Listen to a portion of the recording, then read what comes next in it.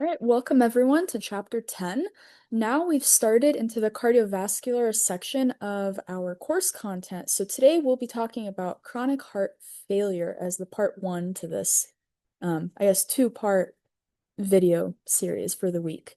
So to start, chronic heart failure affects approximately 5.8 million Americans, and it's growing really quickly. There's about 670,000 new cases per year in just this country, and of course, it affects a lot more people worldwide. And it's projected by 2030 that we will have $70 billion per year spent for direct and indirect medical management costs. So clearly, it's a very big problem. Some basic pathophysiology about it. So it's a syndrome of the inability of the heart to deliver adequate oxygen to the body. Now, all of us are in some form of exercise science, coaching, exercise physiology, and I mean, just the sentence alone kind of tells you the gravity of how serious chronic heart failure can be. In general, there's a couple of different types of chronic heart failure. So cardiac output is reduced due to left or right ventricular dysfunction. And then there's two main divisions of it. So there's systolic dysfunction, which is denoted by HFrEF, and that's due to the impairment of the left ventricle. And then there's diastolic dysfunction denoted by HFpEF, and that's due to resistance to filling of one or both ventricles. So two different mechanisms. Also, just to note, it's not a disease, but it's a clinical syndrome, and it virtually affects every organ system in the body. So, the negative effects that it has on central circulation lead to um, the following reactions. So there's decreased cardiac output during exercise, compensatory ventricular volume overload, elevated pulmonary and central venous pressures, and in severe cases, elevated left ventricular filling pressures when the person is resting. And those effects on cardiac output also affect the periphery of the body, um, such as the following: major disturbances in skeletal muscle metabolism, impaired vasodilation, renal insufficiency from poor perfusion, which leads to abnormal neurohormonal responses, and pulmonary ventilatory dysfunction. So again, almost every system is affected by chronic heart failure. So these are the cardinal signs and symptoms of it, and it's mainly related to the things we talked about for cardiac output and the periphery. So fluid retention, which results in pulmonary or peripheral edema, orthopnea, which is from pulmonary edema, and that's um, when you're lying down, there's shortness of breath, so they may need to sleep in an kind of like an upright position to keep this from happening. Dyspnea on exertion, which is also from pulmonary edema. Fatigue, which can be generalized and or localized to leg skeletal muscles, and in general, reduced exercise tolerance. Now, for the management and treatment of chronic heart failure, the prognosis is really, really grim. So the 5-year survival rates is only 25% for men and 38% for women. And for the elderly, this is the most common reason for ER visits and hospitalizations. So clearly, it's really difficult to manage this once it has been diagnosed, once it has taken its course. So like a lot of other of the diseases we've talked about, prevention is going to be the main mechanism for managing this. Um, and adhering to evidence-based guidelines is the best shot that someone has. But I mean, if that wasn't possible, then uh, these are the following things that we can do. So the main thing is to identify and treat the underlying causes and risk factors. So this mainly goes for the systolic dysfunction group. Um, so in general, systolic dysfunction is the majority of people who have chronic heart failure. And that's usually like they usually have this because of something like a myocardial infarction that occurred before, or if they had certain other conditions that we've already talked about. So stuff like dyslipidemia, hypertension, um, obesity, diabetes, cigarette smoking, so on and so forth. So usually that is what would cause the systolic dysfunction group for chronic heart failure. So identifying and treating those causes will probably be the best bet. And one of the ways that this is done, which we'll talk about in a few points, is with the drugs associated with those other conditions. Also, regulating sodium and fluid balance is a big management format for these people. So, about pharmacological therapy, we talked about stuff like beta blockers, ACE inhibitors. So, all of those come into play. Now, I'm not going to review those again because we talked about it in the previous chapter where we introduced it, but those are some of the ways that you can also manage it because it really does help for chronic heart failure. And then decreasing cardiac stimulation and afterload is another way. And also, exercise testing by respired gas exchange techniques accurately quantifies functional limitations and identifies abnormalities. So this has been a conversation we've had in previous chapters. Should you test? Should you not test? And you guys also saw it in your paper about diabetes. If it's mainly managed by people, maybe it's a little too extreme to force everyone to get an exercise test done, and it may actually negatively impact their adherence to exercise. So here, actually, it's pretty strongly recommended because you can uh, really identify where the problems are with their condition. Now, regarding management, for the more severe cases, the patient may have to endure one of the following: oral or infused I don't know how to pronounce that word inotropic agents to improve contractility, ventricular pacing to improve cardiac performance, left ventricular assist device implantation, or, I mean, at the very worst, a full-on heart transplant. However, for most people, chronic heart failure is a relatively stable condition.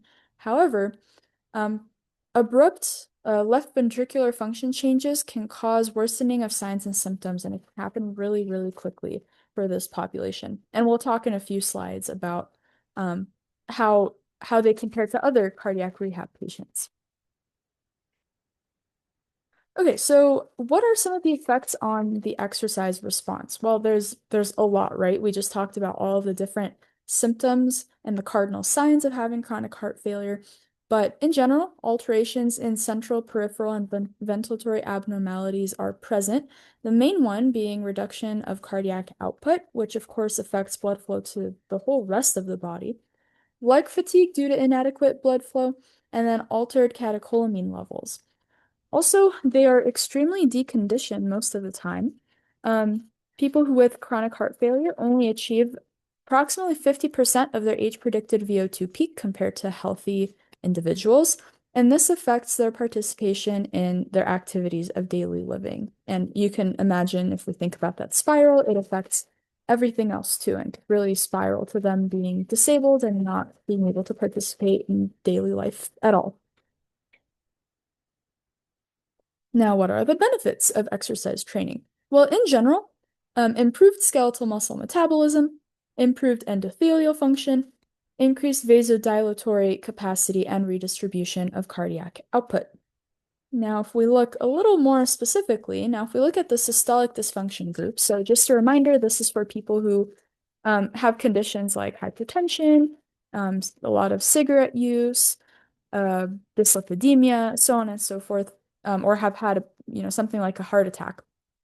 Before the mid 1980s, surprisingly for us reading this nowadays, patients were actually discouraged from participating in formal exercise training because the main question that people had was, did exercise training harm an already weakened heart? And to be fair, it is a question worth asking, right? If the heart is already in a weakened state as it is from the previous myocardial infarction, left ventricular dysfunction, so on and so forth, is it wise to make the heart work harder than it normally does when someone's at rest? It is a good question. However, the new technology that we have has actually dispelled a lot of these concerns. So 2D echocardiography and MRI have actually helped to do this, and they've shown that exercise training does not cause further myocardial damage. And of course, we know all the benefits that exercise does cause, right? So So this was a really big deal for people to learn. And maybe, I mean, I talked about this a few weeks ago, but maybe you guys also have people in your lives that still kind of hang on to this thought that exercise can cause further harm to, whatever it may be, whether it is someone who's had a heart attack or someone who has really high blood pressure. Exercise does not cause further myocardial exam. So it's a big positive to take home. There's also this trial called the HF Action Trial, and this was done in 2,300 stable subjects who had systolic dysfunction, chronic heart failure. And they saw that for endurance training specifically, there were improvements in physiological and psychological outcomes. Also, there was a modest reduction in hospitalization rates and mortality. So clearly, it showed that as long as the condition is stable, there are improvements to be made. There's also a benefit to strength training, and they were able to show that there's no adverse effects or worsening of left ventricular function, which is great. And then there's a little comment about HIIT. So we all know what HIIT is, of course, high intensity interval training, and the idea is really encouraging for this group because maybe they can get the benefits without working their heart as much since it is in an interval setting.